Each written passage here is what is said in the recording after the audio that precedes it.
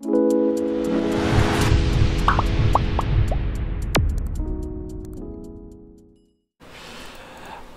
বিষয় 2024 সালের অষ্টম শ্রেণীর তৃতীয় পর্যায়ক্রমিক মূল্যায়নের ভূগোলের সাজেশান প্রশ্ন এবং তার উত্তর।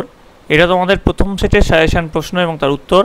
এই পরীক্ষায় তোমাদের পূর্ণমান থাকবে 70, সময় পাবে তোমরা 2 ঘন্টা 30 মিনিট। তোমাদের এই ফাইনাল পরীক্ষা আগামী নভেম্বর মাসের শেষের দিকে অথবা ডিসেম্বর মাসের শুরুর দিকে অনুষ্ঠিত হবে। তো এর আগে তোমাদের ফাইনাল পরীক্ষা বা 30 ইউনিট টেস্টের বাংলা এবং ইতিহাসের প্রশ্ন এবং উত্তর করিয়ে দিয়েছি। তোমরা যা যা দেখোনি তাই জন্য লিঙ্ক ডেসক্রিপশন বক্সে দেওয়া আছে, তোমরা সেখানে দেখে নিতে পারো। তোমাদের এই প্রশ্নোত্তর পর্ব শুরু করার আগে একবার দেখে নেব তোমাদের সিলেবাসে ঠিক কোন কোন চ্যাপ্টার রয়েছে এবং সেখান থেকে কত নম্বরের কটা করে প্রশ্ন আসতে চলেছে। তবে তারও আগে তোমরা যারা এই চ্যানেল নতুন তারা অবশ্যই চ্যানেলটিকে সাবস্ক্রাইব করে দিও এবং পাশে থাকা বেল আইকনটি প্রেস করে দিও। তোমাদের 70 নম্বরের যে পরীক্ষা থাকছে সেখানে ভাগ থাকছে এমসিকিউ, 1 নম্বরের প্রশ্ন, 2 নম্বরের প্রশ্ন, 3 নম্বরের প্রশ্ন এবং সবশেষে 5 নম্বর বা 4 নম্বরের প্রশ্ন। বিভিন্ন স্কুলে বিভিন্ন রকম প্রশ্ন থাকতে পারে, এটাকে 4 নম্বর করতে পারে বা এটাকে 5 নম্বরও করতে পারে। এবার দেখো, পৃথিবীর অন্দরমহল থেকে তোমাদের এমসিকিউ থাকছে 1টা, 1 নম্বর প্রশ্ন থাকছে 3টে, 2 নম্বর প্রশ্ন থাকছে 1টা, মোট থাকছে 6 নম্বর। অস্থিত পৃথিবী এই চ্যাপ্টার থেকে তোমাদের এমসিকিউ থাকছে না, 1 নম্বর প্রশ্ন থাকছে 4টে, 2 নম্বর প্রশ্ন থাকছে 1টা এবং মোট থাকছে 6 নম্বর। শিলা থেকে এমসিকিউ 1টা, 1 নম্বর প্রশ্ন 3টে, 2 নম্বর প্রশ্ন 1টা, টোটাল 6 নম্বর। চাপ বলয় ও বায়ুপ্রবাহ থেকে 1 নম্বর প্রশ্ন 3টে থাকছে এবং 3 নম্বর প্রশ্ন 1টা থাকছে, মোট থাকছে 6 নম্বর। মেঘ বৃষ্টি থেকে এমসিকিউ থাকছে 2টো, 1 নম্বর প্রশ্ন থাকছে 2টো, 2 নম্বর প্রশ্ন থাকছে 1টা, মোট থাকছে 6 নম্বর। জলবায়ু অঞ্চল থেকে এমসিকিউ থাকছে 2টো, 1 নম্বর প্রশ্ন থাকছে 2টো, 3 নম্বর প্রশ্ন থাকছে 1টা, 5 নম্বর প্রশ্ন থাকছে 1টা, অর্থাৎ মোট 12 নম্বর। মানুষের কার্যাবলী ও পরিবেশের অবলম্বন থেকে এমসিকিউ থাকছে 2টো, 1 নম্বর প্রশ্ন থাকছে 2টো, 3 নম্বর প্রশ্ন থাকছে 1টা, 5 নম্বর প্রশ্ন থাকছে 1টা, মোট থাকছে 12 নম্বর। উত্তর আমেরিকা থেকে তোমাদের এখানে তোমাদের মানচিত্র থাকবে 2টো, 5 নম্বর প্রশ্ন থাকবে 1টা। দক্ষিণ আমেরিকা থেকেও মানচিত্র 2টো থাকবে, এমসিকিউ থাকবে 2টো, 1 নম্বর প্রশ্ন থাকবে 1টা, 3 নম্বর প্রশ্ন থাকবে 1টা, মোট থাকবে 8 নম্বর। ওশিয়ানিয়া থেকেও কিন্তু মানচিত্র 1 নম্বর থাকবে, অর্থাৎ এই ওশিয়ানিয়া থেকে তোমাদের 1 নম্বর প্রশ্ন থাকবে। মোট তোমাদের 70 নম্বরের প্রশ্ন, তার মধ্যে 5 নম্বর থাকবে ম্যাপ পয়েন্টিং, 10 নম্বর এমসিকিউ, 20 নম্বর হচ্ছে তোমাদের এখানে 1 নম্বরের প্রশ্ন, এছাড়াও 8 নম্বর থাকছে 2 নম্বরের প্রশ্ন, 12 নম্বর থাকছে 3 নম্বরের প্রশ্ন এবং 15 নম্বর থাকছে 5 নম্বরের প্রশ্ন। তো টোটাল 70 নম্বর হচ্ছে। এবার আমরা দেখে নিই তোমাদের প্রশ্ন উত্তর ঠিক কেমন হতে পারে। দেখো, পৃথিবীর রেখা মানচিত্রে উত্তর আমেরিকা, দক্ষিণ আমেরিকা ও ওশিয়ানিয়া মহাদেশের নিম্নলিখিত স্থান বা বিষয়গুলি উপযুক্ত রং বা প্রতীকের সাহায্যে দেখাও। এখানে 5 নম্বর থাকছে। তো রকি পর্বত দক্ষিণ আমেরিকার একমাত্র ভূমধ্যসাগরীয় জলবায়ু অঞ্চল, আথাবাস্কা হ্রদ, মাউন্ট কোটাপ্যাক্সি আর মারে ডার্লিং নদী। এছাড়াও তোমাদের জন্য আরও কিছু সাজেশন দিয়ে দিচ্ছি। গ্রেট অস্ট্রেলিয়ান বাইট, আন্দিজ পর্বত, মিসিসিপি মিসৌরি নদী, পম্পাস তৃণভূমি, কানাডার সরলবর্গীয় বনভূমি, এগুলো কিন্তু খুব ইম্পর্টেন্ট। এবার দেখো, পরের যে 1 নম্বরের যে প্রশ্নগুলো থাকছে, অ্যাসথেনোস্ফিয়ার অবস্থান করে গুরুমণ্ডলের ঊর্ধ্বস্তরে। লৌহ ইস্পাত শিল্পে ব্যবহৃত, এখানে আমি একটু কালার দিয়ে দিই তাহলে তোমাদের দেখতে সুবিধা হবে। লৌহ ইস্পাত শিল্পে ব্যবহৃত হয় চুনা পাথর। আপেক্ষিক আর্দ্রতা সর্বনিম্ন হয় দুপুরবেলায়। তুষার ও জলকণার আংশিক মিলিত রূপ হলো স্লিট। পৃথিবীর সবচেয়ে বেশি জলপাই গাছ দেখা যায় ভূমধ্যসাগরীয় অঞ্চলে। ম্যানগ্রোভ অঞ্চল দেখা যায় ভূমধ্যসাগরীয় জলবায়ু অঞ্চলে। মহারাষ্ট্রের কয়নাতে ভূমিকম্প হয় 1967 সালে।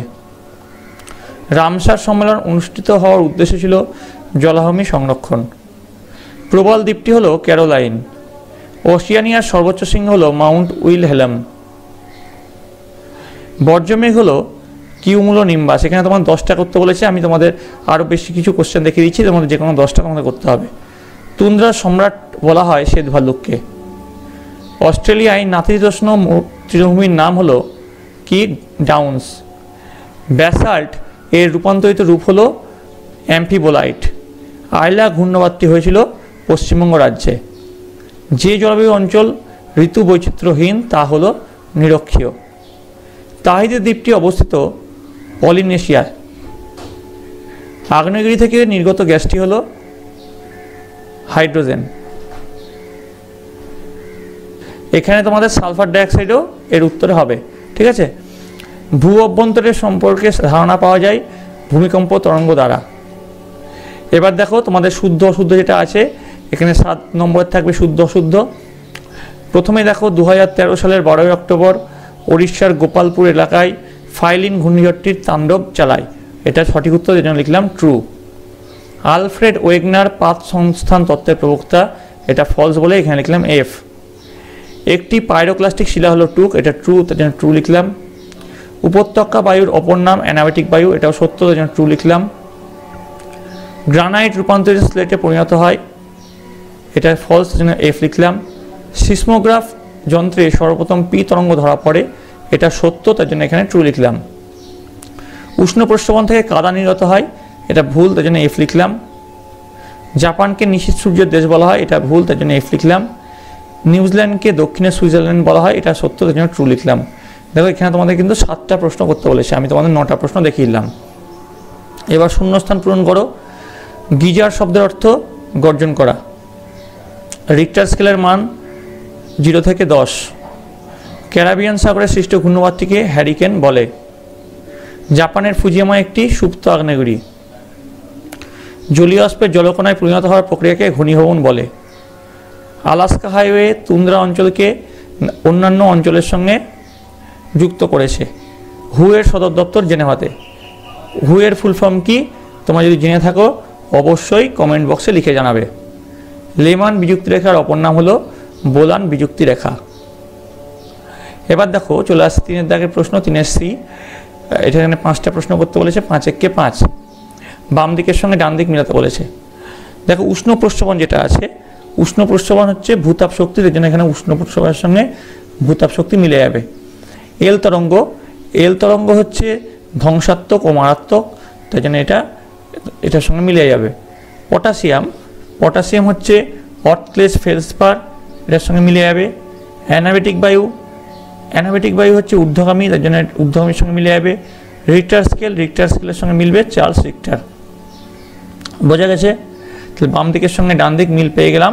তাহলে আমাদের 3 দাগের প্রশ্ন, অর্থাৎ দেখো এখানে 5 নম্বর, এখানে 5, 8 আর 5 13, 13 আর 7 20 নম্বর। 20 নম্বরের কিন্তু 1 নম্বরের প্রশ্ন হয়ে গেল। তোমাদেরকে দেখিয়েছিলাম যে এখানে তোমাদের কিন্তু 20 নম্বরেরই 1 নম্বরের প্রশ্ন থাকছে।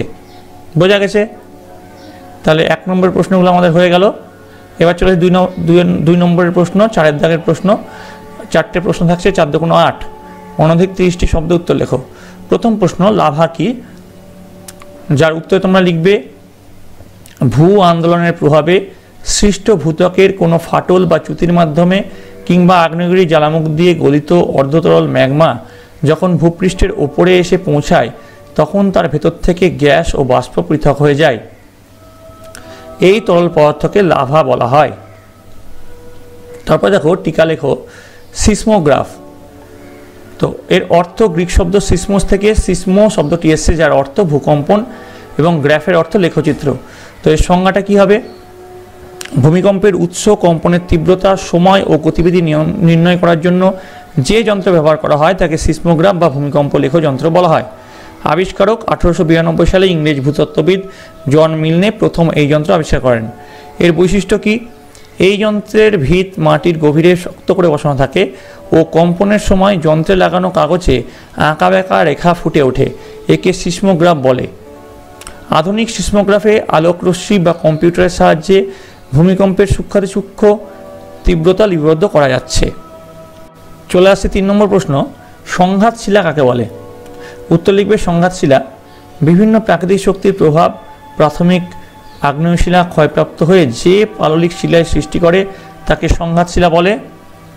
এর উদাহরণ হলো কাদা পাথর, বেলে পাথর, কংগ্লোমারেট প্রভৃতি। 4 নম্বর যে প্রশ্ন, বাম্পি ক্লাউড বলতে কি বোঝো?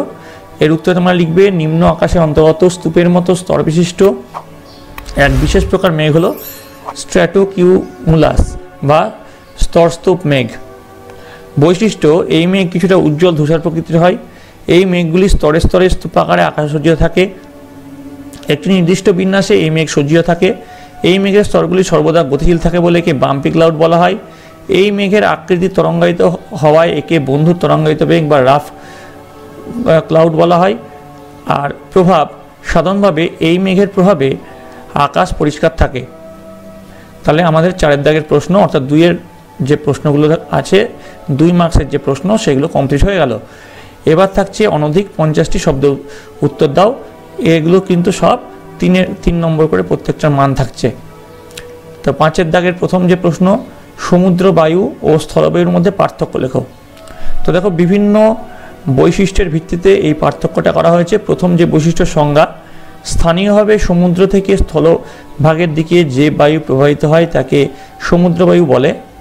একটি নির্দিষ্ট সময়ে স্থলভাগ থেকে সমুদ্রের দিকে প্রবাহিত বায়ুকে স্থলবায়ু বলে। প্রবাহের সময় সাধারণত বিকেল ও সন্ধ্যায় সমুদ্রবায়ু প্রবাহ বেশি দেখা যায়। স্থলবায়ু মূলত মধ্যরাত থেকে ভোরের দিকে প্রবাহিত হয়। বায়ুর প্রকৃতি অনুযায়ী কী পার্থক্য দেখো, সমুদ্রবায়ু জলভাগ থেকে আসে বলে আর্দ্র প্রকৃতির হয়। স্থলবায়ু স্থলভাগ থেকে প্রবাহিত হয় বলে জলীয় বাষ্পহীন শুষ্ক প্রকৃতির হয়ে থাকে। বায়ু প্রবাহের দিক অনুযায়ী কী পার্থক্য, সমুদ্রবায়ু সমুদ্র থেকে স্থলভাগের দিকে প্রবাহিত হয়ে থাকে। স্থলবায়ু স্থলভাগ থেকে সমুদ্রের দিকে প্রবাহিত হয়ে থাকে। এরপরে বায়ুচাপের অবস্থান, সমুদ্রবায়ু প্রবাহিত হওয়ায় সমুদ্রের উপর উচ্চচাপ ও স্থলভাগের উপর নিম্নচাপ অবস্থান করে। অন্যদিকে স্থলবায়ু প্রবাহিত হওয়ার সময় সমুদ্রের নিম্নচাপ ও স্থলভাগে উচ্চচাপের উপস্থিতি দেখা যায়। এবার দেখো 2 নম্বর যে প্রশ্ন, মারে ডার্লিং অববাহিকার কৃষি উন্নতির কারণ কি। এর উত্তর তোমরা লিখবে, মারে ডার্লিং অববাহিকা হলো অস্ট্রেলিয়ার সর্বাধিক কৃষি সমৃদ্ধ অঞ্চল। বিভিন্ন অনুকূল প্রাকৃতিক ও অর্থনৈতিক অবস্থায় কাজে লাগিয়ে এই অববাহিকায় প্রচুর পরিমাণে গম, যব, ভুট্টা, ওট, রাই ইত্যাদি খাদ্যশস্য উৎপাদন করা হয়। শুধু তাই নয়, এই অববাহিকার ভূমধ্যসাগরীয় জলবায়ু অঞ্চলে আঙুর, আপেল, লেবু, পিচ ইত্যাদি ফলের চাষ করা হয়। অস্ট্রেলিয়ার মারে ডার্লিং অববাহিকায় এই অভূতপূর্ব কৃষি উন্নতির কারণগুলি হলো, প্রথম পয়েন্ট দিবে সমতল ভূপ্রকৃতি। মারে ডার্লিং অববাহিকায় কৃষি উন্নতির প্রধান কারণ হলো এখানকার সমতল ভূপ্রকৃতি। এই সমতল ভূপ্রকৃতির জন্য ভূমিকর্ষণ থেকে শুরু করে জলসেচ সহ অন্যান্য আনুষঙ্গিক কাজকর্মের সুবিধা হওয়া, এটা জলসেচ হবে, এখানে একটা চ হবে। কৃষিকাজের উন্নতি কর্মের সুবিধা হয়, এই অঞ্চলে কৃষিকাজের উন্নতি হয়েছে। পরের পয়েন্ট, অনুকূল জলবায়ু। এই অঞ্চলে নাতিশীতোষ্ণ প্রকৃতির জলবায়ু তথা পরিমিত উষ্ণতা ও মাঝারি বৃষ্টিপাত কৃষিজ ফসল উৎপাদনের পক্ষে সহায়ক। এছাড়া এখানকার দক্ষিণের ভূমধ্যসাগরীয় জলবায়ু বিভিন্ন ফল উৎপাদনের ক্ষেত্রে উপযোগী। পরের পয়েন্ট, উর্বর মৃত্তিকা। মারে ডার্লিং অববাহিকার অধিকাংশ স্থান জুড়ে অবস্থান করছে নদী গঠিত উর্বর পলিমৃত্তিকা, যা এই অঞ্চলের বিভিন্ন কৃষিজ ফসল উৎপাদনের পক্ষে অনুকূল। 3 নম্বর দেখো, গঙ্গা অ্যাকশন প্ল্যান কি, এর উদ্দেশ্যগুলি কি। উত্তর লিখবে, ভারতের জাতীয় সম্পদ তথা সবচেয়ে দীর্ঘতম নদী হলো গঙ্গা। বিভিন্ন প্রাকৃতিক ও মনুষ্যসৃষ্ট কারণে গঙ্গার জল দূষিত হচ্ছে, যা থেকে মুক্তি পাওয়ার জন্য ভারতের তৎকালীন প্রধানমন্ত্রী রাজীব গান্ধী 7ম পঞ্চবার্ষিকী পরিকল্পনায় 1986 সালের 14 জুন গঙ্গার তীরে বারাণসী শহরে আনুষ্ঠানিকভাবে গঙ্গা উন্নয়ন প্রকল্পের শুভ সূচনা করেন। তো যেটা উদ্দেশ্য, এর কর্মসূচিগুলো কি কি দেখো, পয়েন্ট দেবে কর্মসূচি। এই প্রকল্পের কর্মসূচিগুলি হলো, নর্দমার ও খালের দূষিত জল সরাসরি গঙ্গায় না ফেলা, দৈনন্দিন জীবনে ব্যবহৃত জল ও শিল্পাঞ্চলের বর্জ্য জল দূষণমুক্ত করে গঙ্গায় ছাড়তে হবে, স্নানের ঘাট মেরামত ও সৌন্দর্যায়ন করতে হবে, শ্মশান ঘাটে বৈদ্যুতিক চুল্লি নির্মাণ করা, স্যানিটারি শৌচাগার নির্মাণ করা, গঙ্গার ভাঙন প্রতিরোধ করা ও গঙ্গার পাড় বাঁধানো, শিল্পকেন্দ্রগুলির দূষণ নিয়ন্ত্রণ করা। এবার দেখো, চলে আসছি এই প্রশ্নের পরে 4 নম্বর প্রশ্ন, অস্ট্রেলিয়ার মধ্যভাগের সমভূমিতে অধিক আর্তেজীয় কূপ দেখা যায় কেন। এর উত্তর তোমরা লিখবে, অস্ট্রেলিয়ার মধ্যভাগের সমভূমিতে অবস্থিত কার্পেন্টারিয়া নিম্নভূমি অঞ্চলে আর্টেজীয় কূপের প্রচলন সর্বাধিক। তাই অস্ট্রেলিয়াকে আর্টেজীয় কূপের দেশ বলে। অর্ধচন্দ্রাকৃতি মৃত্তিকার স্তরযুক্ত কার্পেন্টারিয়া নিম্ন সমভূমিটি পৃথিবীর বৃহত্তম আর্টেজীয় কূপ সমৃদ্ধ অঞ্চল। এই অঞ্চলে ভাঁজযুক্ত অর্ধচন্দ্রাকৃতি শিলা গঠিত অঞ্চলের 2টি অপ্রবেশ্য শিলাস্তরের মধ্যে একটি প্রবেশ্য শিলাস্তর অবস্থান করছে এবং তাদের প্রান্তদেশ ভূপৃষ্ঠের উন্মুক্ত রয়েছে বলে ওই শিলাস্তরে বৃষ্টির জল সঞ্চিত হয়। ওপরে ও নিচে অপ্রবেশ্য শিলাস্তর থাকায় ওই জল অন্য কোথাও যেতে পারে না। এই অবস্থায় অপ্রবেশ্য শিলাস্তরের মধ্যে দিয়ে প্রবেশ্য স্তর পর্যন্ত কূপ খনন করলে পাম্পের সাহায্য ছাড়াই জল সহজে ভূপৃষ্ঠে ফোয়ারার মতো উঠে আসে। অস্ট্রেলিয়াতে এই কূপের সাহায্যে মধ্যভাগের সমভূমি অঞ্চলে কৃষিক্ষেত্রে জলসেচ ও তৃণভূমিতে পশুপালন করা হয়। এই গেল তোমাদের, দেখো এই যে তোমাদের প্রশ্নগুলো তোমাদের করলাম, এগুলো কিন্তু সব তোমাদের 3 মার্কসের প্রশ্ন। তো 3 মার্কসের আরও কিছু প্রশ্ন তোমাদের জন্য সাজেশান দিয়ে দিচ্ছি, তোমরা দেখে নাও। টেমস নদী সারা বছর সুনাব্য কেন? লন্ডন অববাহিকা অত্যন্ত ঘনবসতিপূর্ণ কেন? পৃথিবীর সব জায়গায় বায়ুচাপের পরিমাণ সমান নয়, ব্যাখ্যা করো। মাটি দূষণে প্লাস্টিকের ক্ষতিকারক প্রভাব আলোচনা করো। পার্থক্য লেখো আই ও ভি আকৃতির উপত্যকা। আশা করি এইসব প্রশ্নগুলো করলে কিন্তু তোমাদের পরীক্ষায় কমন পাওয়ার চান্স অনেকটাই বেড়ে যাবে। এবার দেখো অনধিক 80টি শব্দের মধ্যে নিচের প্রশ্নগুলোর উত্তর দাও। এটার মার্কস কিন্তু আছে, প্রত্যেকটা প্রশ্নের মান আছে 5 করে। দেখো প্রথম প্রশ্ন, আগে একটা জিনিস দেখে নাও, তোমাদের যে 5-এর দাগের যে প্রশ্নগুলো আছে সেখানে কিন্তু জলবায়ু অঞ্চল থেকে একটা আসবে, মানুষের কার্যাবলী ও পরিবেশের অবনমন থেকে একটা আসবে, উত্তর আমেরিকা থেকে একটা আসবে। এখানে কিন্তু 3টে 5 নম্বর প্রশ্ন তোমাদের আসছে। এবার দেখো প্রথম যে প্রশ্ন, বায়ুচাপ বলয়গুলির অবস্থান পরিবর্তন 2 গোলার্ধের 30 ডিগ্রি থেকে 40 ডিগ্রি অক্ষরেখার মাঝের স্থানগুলির জলবায়ুর উপর বিশেষ প্রভাব ফেলে। উপযুক্ত উদাহরণ সহ বিষয়টি ব্যাখ্যা করো। এর উত্তরে তোমরা লিখবে বায়ুচাপ বলয়গুলি নিয়মিত অবস্থান পরিবর্তন ঘটে। এই অবস্থান পরিবর্তন 2 গোলার্ধের 30 ডিগ্রি থেকে 40 ডিগ্রি অক্ষরেখার মাঝের স্থানগুলির জলবায়ুর উপর বিশেষভাবে প্রভাব লক্ষ্য করা যায়। এই অঞ্চলগুলোতে গ্রীষ্মকালে আয়নবায়ু এবং শীতকালে পশ্চিম বায়ুর দ্বারা প্রভাবিত হয়। যেমন সূর্যের উত্তরণের সময় কর্কটীয় উচ্চচাপ বলয়টি উত্তর দিকে সরে যায়, ফলে গ্রীষ্মকালে স্থলভাগ থেকে আগত উত্তর পূর্ব আয়নবায়ুর প্রভাবে ভূমধ্যসাগরের সংলগ্ন দেশগুলিতে বৃষ্টিপাত হয় না বললেই চলে। 2 বি দিয়ে দেখবে আবার সূর্যের দক্ষিণায়নের সময় কর্কটীয় উচ্চচাপ বলয়টি দক্ষিণ দিকে সরে যাওয়ায় ভূমধ্যসাগরের উপকূলবর্তী অঞ্চলে দক্ষিণ পশ্চিম বায়ু প্রবাহিত হয়। এরই ফলে শীতকালে এই অংশে জলভাগের উপর দিয়ে বয়ে আসা দক্ষিণ পশ্চিম বায়ুর প্রভাবে বেশি পরিমাণে বৃষ্টিপাত হয়। এবার দেখো পরের প্রশ্ন, পরিবেশের অবনমন রোধ করতে আমরা ক্ষুদ্রভাবে হলেও কি করতে পারি? দেখো এখানে তোমাদের আছে মানুষের কার্যাবলী ও পরিবেশের অবনমন, এখান থেকে কিন্তু 5 মার্কসের একটা প্রশ্ন থাকছে। তো দেখো উত্তর লিখবে নিজেদের স্কুল বাড়ির চারিদিকে পরিষ্কার রাখতে পারি, রাস্তার ধারে ধারে গাছ লাগাতে পারি, বিদ্যুৎ জল প্রভৃতি ব্যাপারে সচেতন হতে পারি, দেখতে হবে এইসব সম্পদে যাতে অপচয় না হয়। রেফ্রিজারেটর, এসি প্রভৃতি ইলেকট্রনিক যন্ত্র, ক্রিম, সেন্ট প্রভৃতি প্রসাধনিক সামগ্রী কম ব্যবহার করতে পারি, খনিজ তেল ও কাঠ পোড়ানো কম করতে পারি, বাড়ির বর্জ্য পদার্থের পরিমাণ কমাতে চেষ্টা করতে পারি, প্লাস্টিক নাইলন প্রভৃতি পদার্থের ব্যবহার বন্ধ করতে পারি, মাঝে মধ্যে স্কুল নিজের এলাকায় পরিবেশ সচেতনতামূলক বিতর্ক, আলোচনা সভা, মিছিলের আয়োজন করে মানুষের সচেতনতা বাড়াবার চেষ্টা করতে পারি। এবার দেখো পরবর্তী প্রশ্ন, তোমাদের দেখো এখানে উত্তর আমেরিকা থেকেও কিন্তু একটা 5 নম্বরের প্রশ্ন আসছে। তো সেখান থেকে কি প্রশ্ন, দেখো উত্তর আমেরিকা মহাদেশের মধ্যভাগের সমভূমি অঞ্চলের বিবরণ দাও।